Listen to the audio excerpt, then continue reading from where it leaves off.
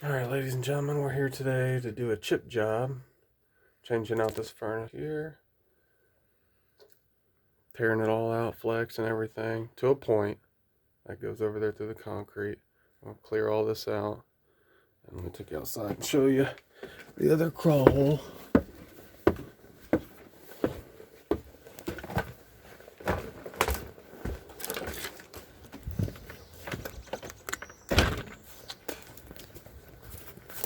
Yeah, this is going to be a fun job.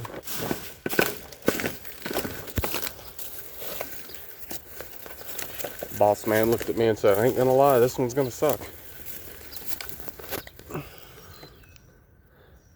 Yeah. Ain't been under there yet, but